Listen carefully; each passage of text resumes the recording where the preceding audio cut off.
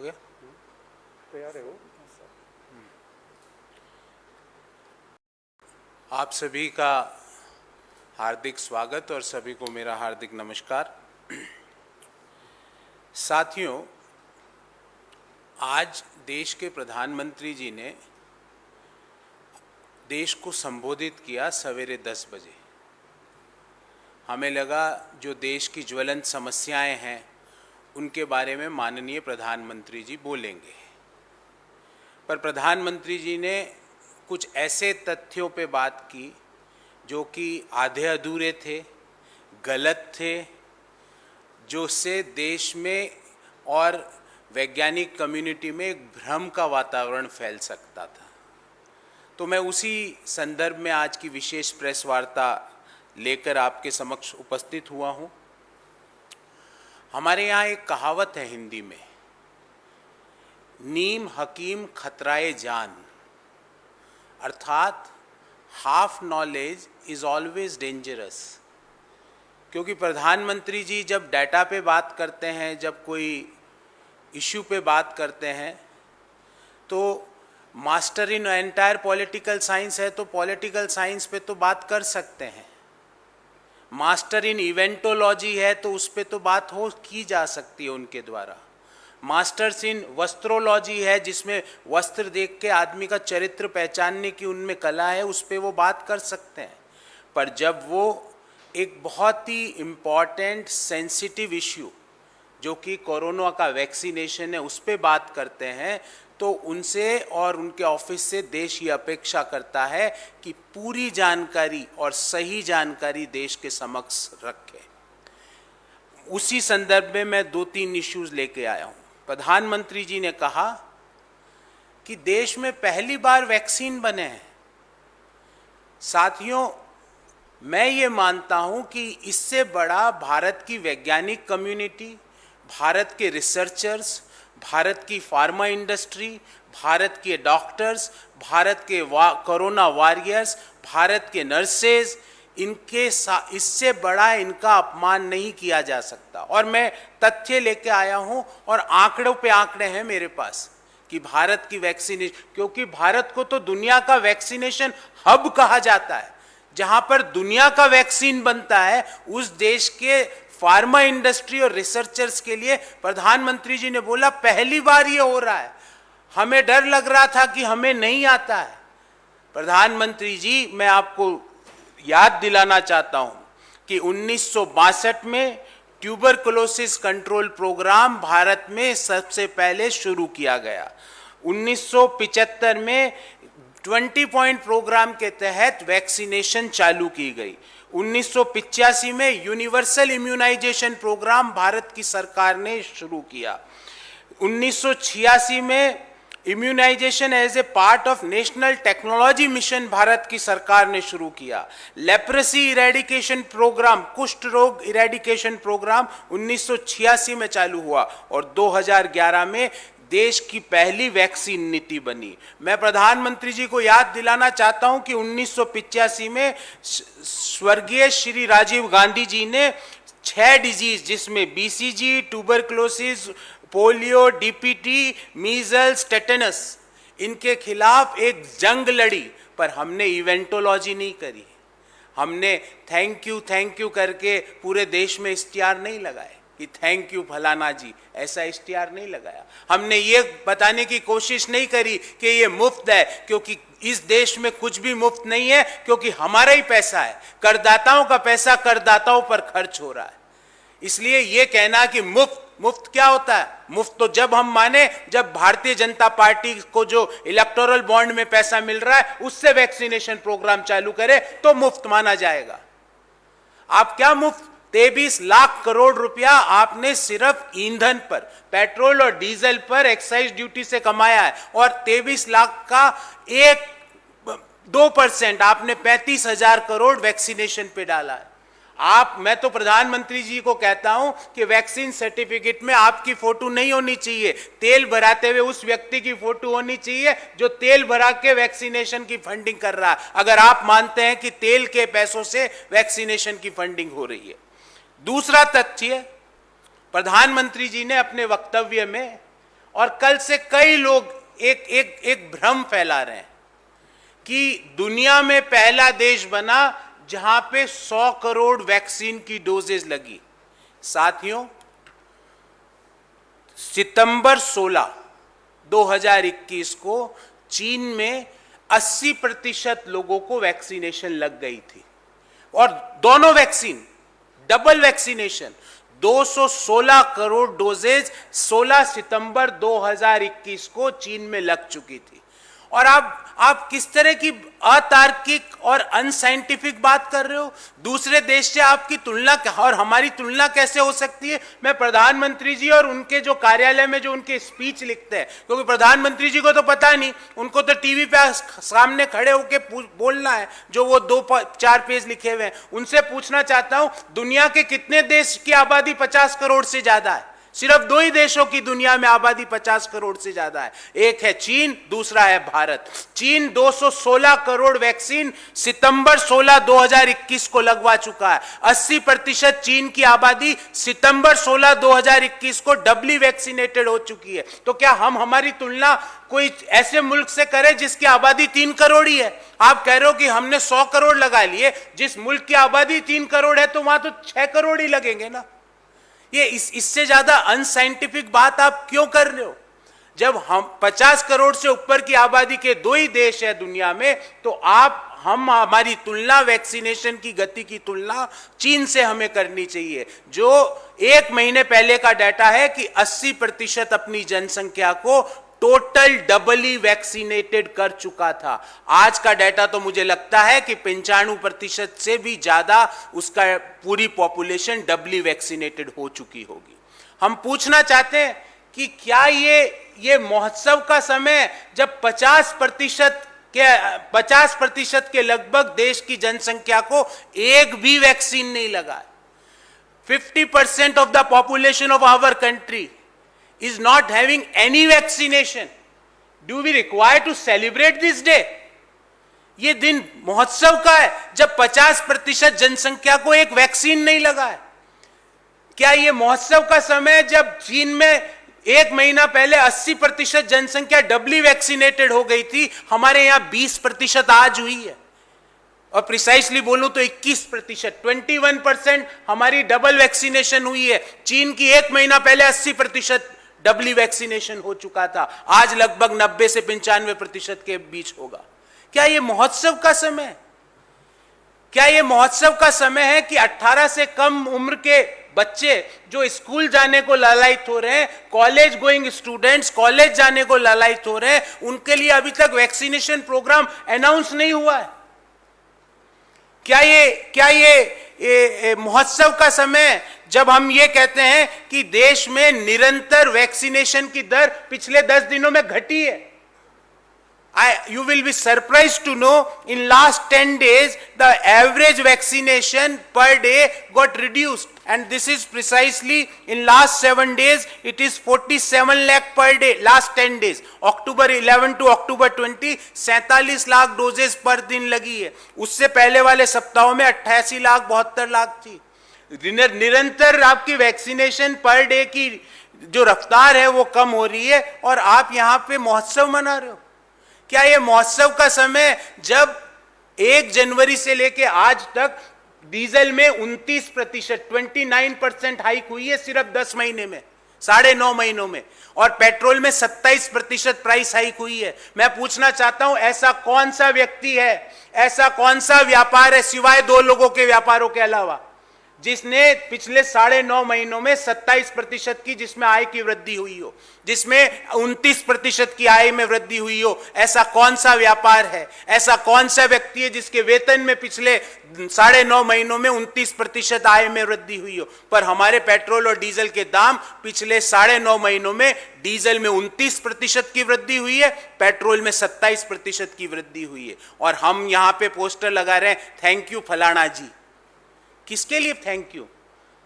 कि आपने हमारे ऊपर पेट्रोल और डीजल के दाम बढ़ा के जो हमारे को कष्ट दिया है वो भी त्योहारी मौसम में, उसके लिए थैंक यू बोले?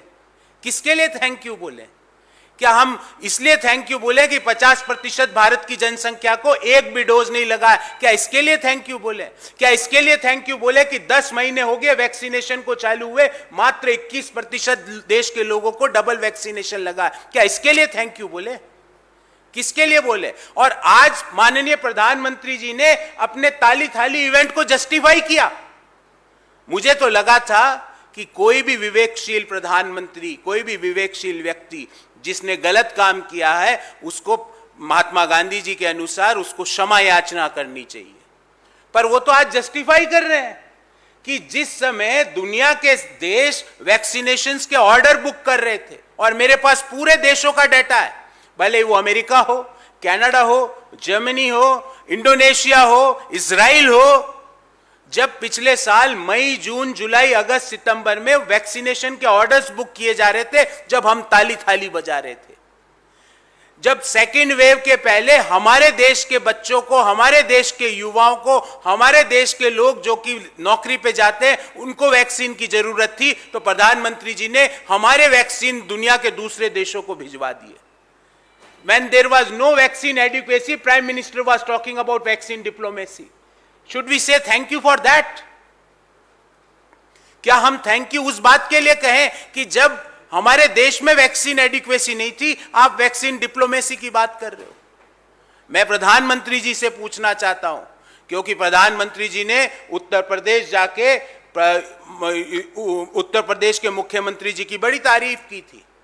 प्रधानमंत्री जी, देश में सबसे निम्न, the lowest vaccination rate amongst all states in our country is in Uttar Pradesh, which is 18.88%.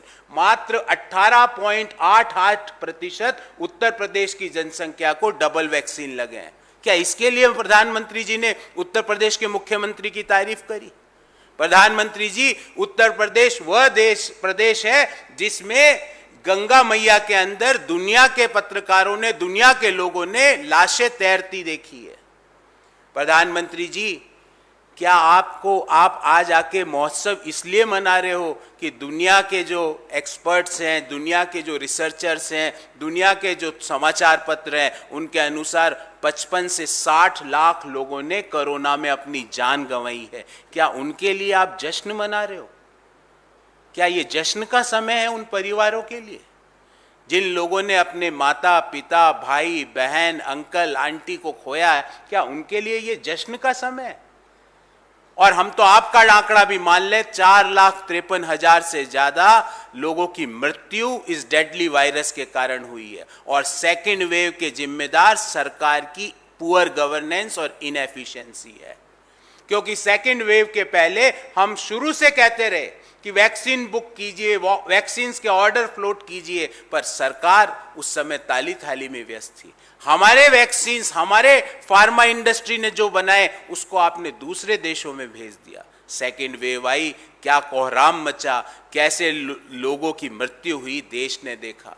Oxygen की कमी की वजह से मृत्यु हुई, रेमडेसिविर की कमी की वजह से मृत्यु हुई। मुझे तो लगता था कि प्रधानमंत्री जी आए देश के सामने और पिछले 1.5 साल में जो एक अनुमान के मुताबिक 50 लाख से ज़्यादा लोगों की मृत्यु हुई, उन सभी परिवारों से क्षमा याचना करें, उन सभी परिवारों की आर्थिक मदद करें, और ये बोलें कि ये हमारे मिसमैनेजमेंट और पुअर गवर्नेंस के कारण 50 लाख से ज़्यादा लोगों की कोरोना में मृत्यु हुई है। ये जश्न का समय नहीं है, ये आत्म अवलोकन करके क्षमा मांगने का समय है। ये जश्न का समय नहीं है, ये थैंक यू कहने का समय नहीं है। ये आपने जो आज गलत जानकारी दी, उसके लिए शाम तक क्षमा मांगने का समय है। आपने जिस तरह कोरोना वॉरियर्स और फार्मा इंडस्ट्री का अपमान किया, उनसे क्षमा मांगने का समय है। ये जश्न का समय नहीं है, ये जश्न का महोत्सव नहीं है। मैं ये बोलना चाहता हूं कि भारत में जो दुनिया का जो वैक्सीनेशन है, उसकी अगर हम ग्रोथ देखें, उसकी अगर हम दर देखें, तो भारत पहले 20 जो कंट्रीज है उसमें 19वें स्थान पे है. We are 19th amongst the first 20 countries as far as the speed of the corona vaccination program is concerned. प्रधानमंत्री जी, आप 100 करोड़ का ढिंडोरा मत पीटिए. आप देश को ये बताइए कि हमने अभी तक 21% लोगों को डबली वैक्सीनेट किया है और चीन ने अब तक 80% से ज़्यादा को डबली वैक्सीनेट कर दिया है.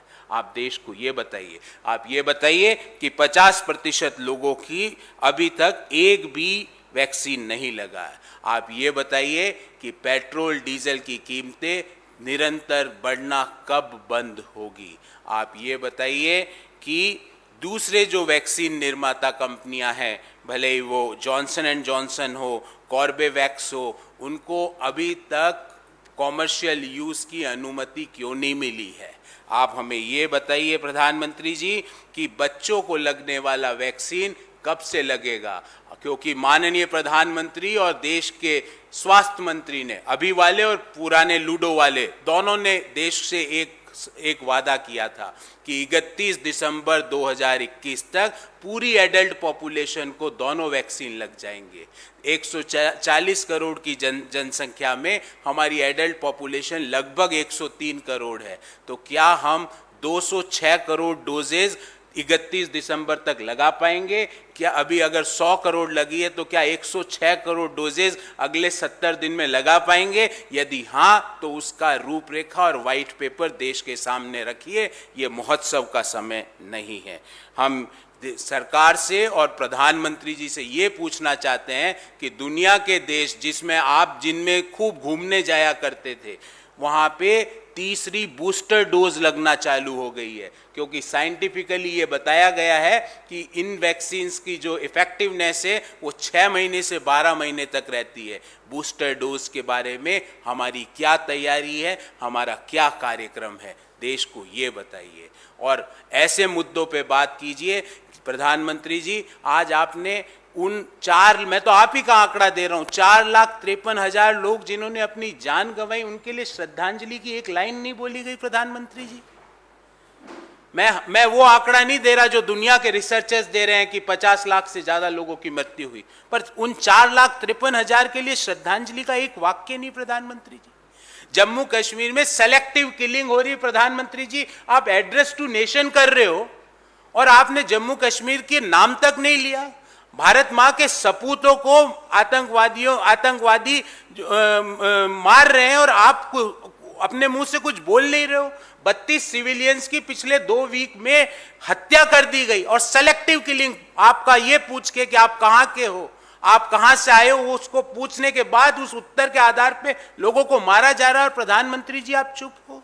2 जेसीओ लेवल के अधिकारियों ने भारत मां के रक्षा के लिए अपने प्राणों की आहुति दे दी. आप चुप हो. महंगाई पे आप महंगाई का म तक नहीं बोल पाए प्रधानमंत्री जी आज. तो हमें उपेक्षा रहती है भारतवासी होने के नाते, एक सच्चे हिंदुस्तानी होने के नाते, कि देश के प्रधानमंत्री देश के इश्यूज पे बात करें. पर देश के प्रधानमंत्री अनफॉर्चुनेटली अपना 4-5 पेज का, और वो भी गलत तथ्यों का, भाषण देश को सुना के चले गए. हम चाहेंगे हमारे जो प्रश्न है, जो हमने कल भी पूछे, आज भी पूछे, और किस तरह इस वैक्सीनेशन को कंप्लीट किया जाएगा, उसके बारे में प्रधानमंत्री जी और स्वास्थ्य मंत्री जी एक कंप्लीट वाइट पेपर देश के सामने रखेंगे. मैं इसको शॉर्ट में इंग्लिश में ब्रीफ कर दूं, उसके बाद आपके सवालों को लेने का प्रयास करूंगा.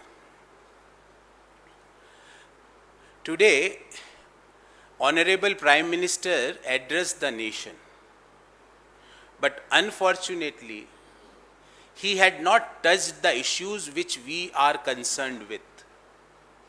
Unfortunately, he had touched the issues in a wrong manner.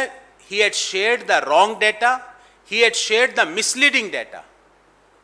And I am not hesitant to say that he had not recognized the hard work of our scientific community, of our pharma industry, of our researchers, by saying that this is the first time we are making a indigenous vaccine.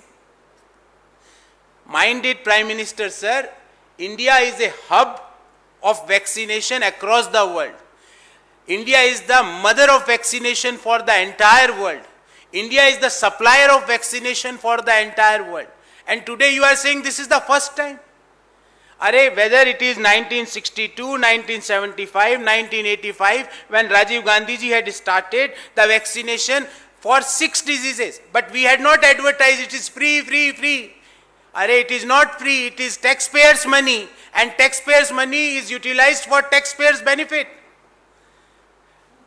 It can be called as free when Bharatiya Janata Party is spending money on these vaccinations of the money which they had collected by issuing the electoral bonds. Honorable Prime Minister, sir, I just want to convey that there are only 2 countries which is having population more than 50 crore. Number 1 is China, number 2 is India. So your misleading statement that we are the first country who had achieved 100 crore mark is absolutely false, because in September month last year, China had achieved 216 crore doses mark. China had vaccinated double doses to 80% of its total population. Whereas till now, we had vaccinated 21% of our total population were vaccinated by 2 doses. So we would like to ask Honorable Prime Minister that it will be nice if you might have shared on television that when we are going to start vaccination for our school-going kids and college-going students. It will be good if you will answer, because you had promised time and again that by 31st December 2021, both the doses will be inculcated to the entire adult population. So we have 140 crore as the total population. Out of 140 crore, 103 crore is the adult population. So we require 206 crore doses. So if 100 crore doses are given, still 106 crore doses are required to be given by 31st December, because that was the promise which you and your ministers had with the people of our country. So just share a white paper that how we are going to receive 106 crore doses of vaccine in next 70 days. Because only 70 days are remaining in this calendar year.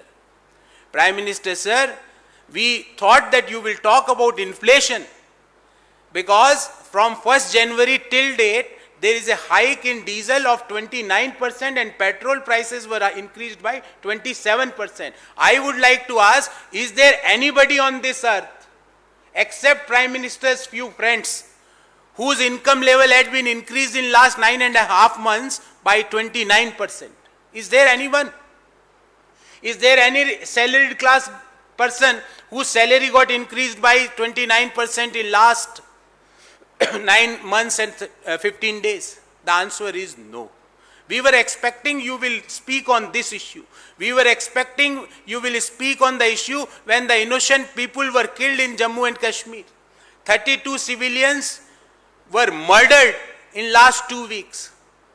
9 soldiers, including 2 JCO level officers, gave supreme sacrifice saving our motherland. But Prime Minister is not having any time to speak on that. We were expecting that Prime Minister will offer condolences to the people or to the families of deceased people who lost their lives due to this deadly coronavirus. But Prime Minister is not having time. He is busy in celebrating Mahotsav. When as per government data, 4,53,000 people died because of deadly virus, government is busy in celebrating Mahotsav. As per the independent researchers and various newspapers, more than 50 lakh people died due to this deadly coronavirus. Prime Minister is celebrating. And he is not ready to offer a sentence for the condolences for those families who lost their near and dear ones because of this deadly coronavirus. Prime Minister, sir, when a Prime Minister comes on TV for addressing to the nation expects that Prime Minister will speak on something which is of their use, which affects their life, like inflation, like terrorism in Kashmir, Jammu and Kashmir. You had missed. We expected that you will offer condolences to the deceased families. You had not done that thing. And in fact, on the vaccination also, I will say that half knowledge is dangerous. Prime Minister gave the data which is semi-baked data. semi-cooked data. Prime Minister is saying 21, I would like to ask that are we going to celebrate that in 10 months time when we started this vaccination program, in last 10 months, only 21% of total population got double vaccination. Is this cause of celebration for us? Whereas the country of similar population, that is China, had already completed more than 80% of its population with double doses of vaccines. So don't mislead that we are the first country for this 100 crore. Don't laugh on the contribution of our scientific community because we were the hub of the vaccines for the entire world. And please talk on the issues which are of importance for the common people of our country. Thank you very much. I am open for questions if you have any.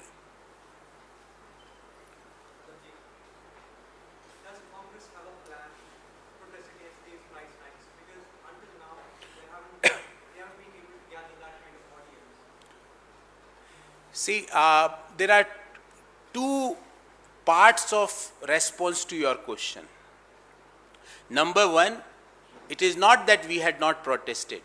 हमने protest किया, बड़े लोग जुड़े, पर unfortunately print और television media ने cover भी किया होगा, पर पता नहीं उनकी क्या बाध्यता है, दिखा नहीं पाए.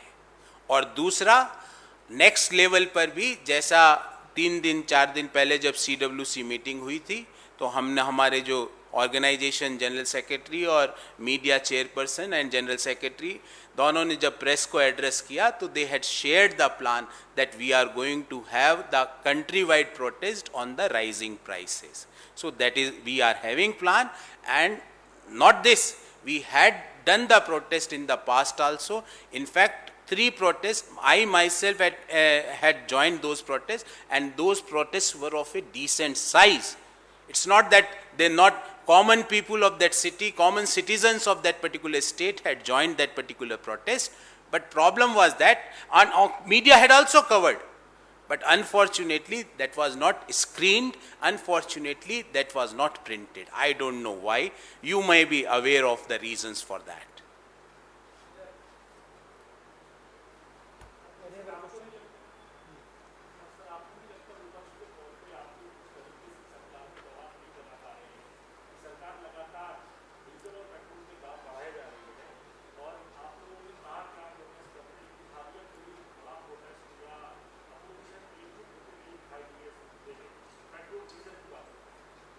देखिए, हमने बार बार हर जगह, हर स्तर पर, हर स्टेट लेवल पर हमने प्रेस वार्ताएं भी करी और ज़मीनी प्रोटेस्ट भी किया. बड़े प्रोटेस्ट हुए. मैं आपको 2-3 प्रोटेस्ट जहाँ पे मैं सम्मिलित हुआ, हमने बड़े प्रोटेस्ट किए, स्टेट कैपिटल्स में किए, डिविजनल हेडक्वार्टर्स में किए, ब्लॉक स्तर पे किए. क्योंकि हो क्या रहा है, मैं आपको एक डाटा देता हूँ.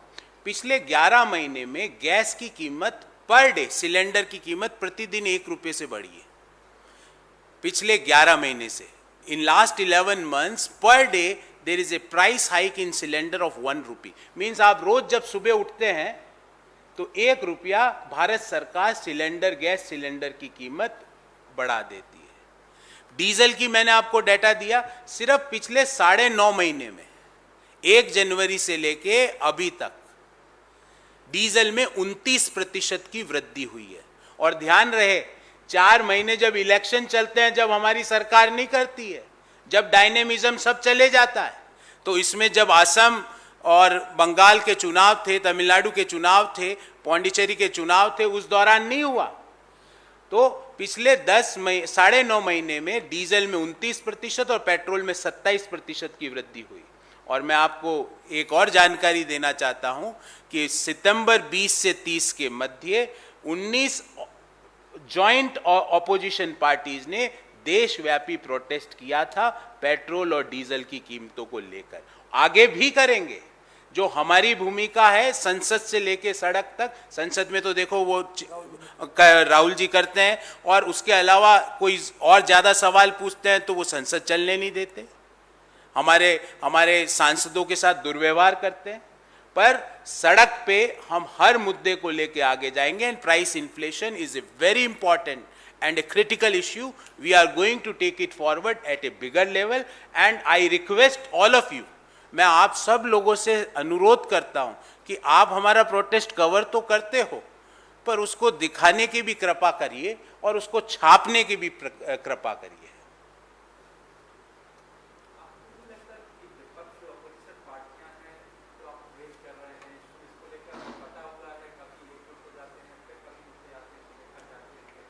ऐसा नहीं है, ऐसा ये भी क्या है कि ये मीडिया के क्रिएटेड स्टेटमेंट्स हैं। विपक्ष एक साथ है, जो मुख्य मुद्दे हैं, भले ही वो प्राइस राइज हो, भले ही वो चीन का मुद्दा हो, भले ही वो जम्मू कश्मीर में जिस तरह से निरंतर आतंकवाद अचानक से पिछले 2 सप्ताह में अचानक से बहुत बढ़ गया, इन सभी मुद्दों पर हम कॉमन राय करते हैं, बातचीत करते हैं और सरकार से मुख्य मुद्दों पर सवाल करते हैं। आज जैसे हमने कोरोना पे, वैक्सीनेशन पे सवाल किए कि देश में 21% दोनों डोज का वैक्सीनेशन हुआ, चीन में 85% हुआ, कोई जवाब देगा क्या? और जवाब देना तो छोड़ दीजिए, किसी में हिम्मत है कि सरकार से ये सवाल पूछ ले प्रधानमंत्री जी से? और आप कहेंगे वो आते ही नहीं, हम कैसे पूछे सर? पर this is not, that is the reason international agencies are telling that Indian democracy is turning out to be an elected autocracy. That is what the leading research firms are saying. इसी के कारण हमारी democratic ranking दुनिया में कमजोर होती जा रही है। पर मैं आपको विश्वास दिलाता हूं इस पटल से और कांग्रेस की लीडरशिप की तरफ से आपको विश्वास दिलाता हूं, कांग्रेस के कार्यकर्ताओं की तरफ से विश्वास दिलाता हूं कि प्राइस राइज, पेट्रोल, जीडीपी, जिसको गैस डीजल पेट्रोल, और मैं आपको एक और टर्म दे रहा हूं आज, जीडीपी, समझते हैं ग्रॉस डोमेस्टिक प्रोडक्ट एस्टिमेटेड, पर ये जीडीपी इसमें बिजली बढ़ने वाली, क्योंकि जिस तरह से कोयले की मिसहैंडलिंग हुई है पिछले 20 दिन में, बिजली की दरें, क्योंकि सारे राज्यों ने स्पॉट प्राइस पे बिजली खरीदी है जो कि 5 से 6 रुपए पर यूनिट, जो उनकी नॉर्मल प्राइस है उससे ज़्यादा है, तो अल्टीमेटली वो कंज्यूमर्स को ही ट्रांसफर होगी। तो गैस, डीजल, पेट्रोल, इलेक्ट्रिसिटी, इनकी निरंतर बढ़ती कीमतों पर, और आज सवेरे जब मैं गया था परिवार के लिए, घर के लिए सामान लेने, मैं आज का बिल भी है मेरे पास, 90 रुपये प्रति किलो में तो टमाटर लेके आया हूँ, 55 रुपये प्रति किलो में प्याज लेके आया हूँ, और बीन्स जो कि एक हरी सब्जी है, 90 रुपये प्रति किलो में बीन्स मिल रही है। आप जाके इसकी तहकीकात, रिटेल प्राइसेस बता रहा हूँ, तो ये प्राइसेस हो चुकी है। जी, एक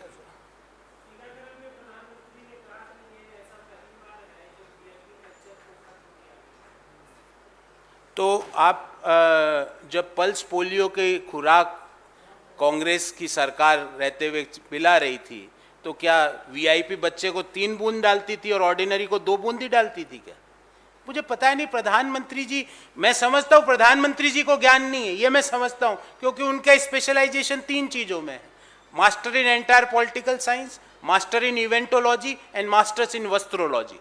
पर उनके जो ये लेखक है वो कैसे गलत बयान लिखते हैं।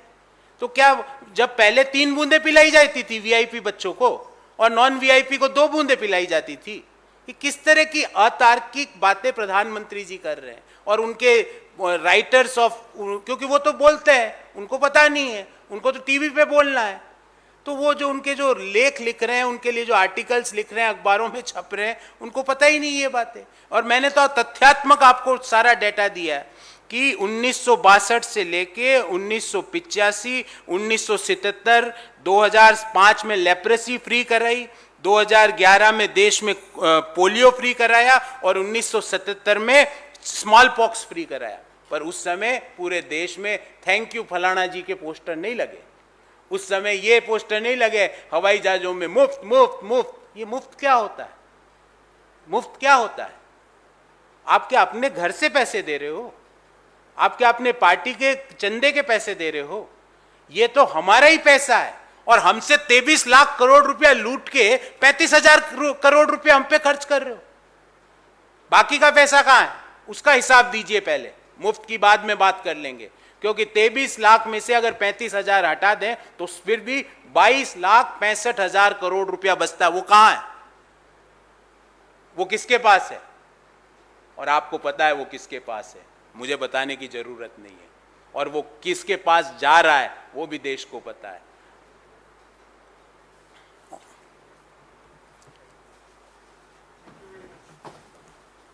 बहुत बहुत